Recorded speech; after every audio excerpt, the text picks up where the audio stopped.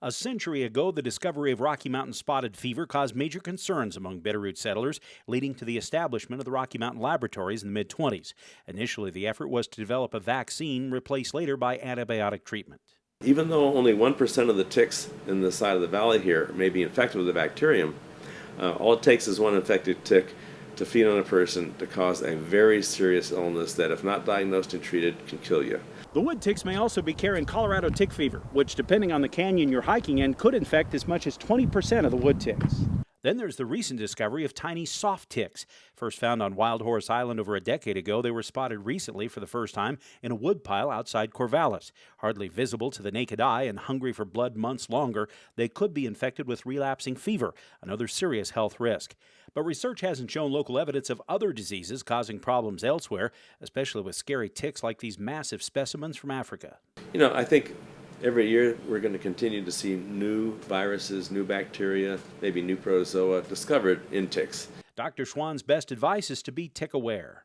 To look for them when you're hiking, wear appropriate clothing so that you can see them easier if you pick them up. If you're hiking with a friend, use the buddy system. Have them check your back occasionally, check your pants. The classic approach is tuck your long pants into your sock, tuck your shirt into your pants.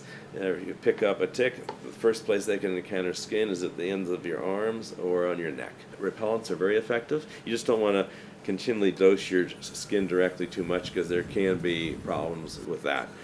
If you are bit, Schwann says avoid all the old folk remedies, simply removing the tick without crushing it. Not the easiest thing considering their impressive weaponry. That tick, when it's attached to you, is actually mainlined into your circulatory system, so to speak. So if you grab that tick and just squish it as hard as you can before you move that tick, you could theoretically inoculate yourself with something you don't want to be infected with. So you want to be able to carefully get as close to the skin with fine pointed tweezers and then just lift and pull it out. Still, the thought of just getting a tick is enough to keep some people out of the woods in early summer. For the RML team, this is when they head out to capture ticks through flagging.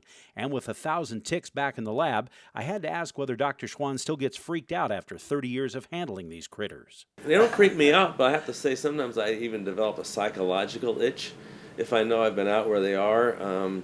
But I'm getting better at distinguishing between my mental itch and a real itch because there's a tick on me, In Hamilton, Dennis Bragg, MTN News.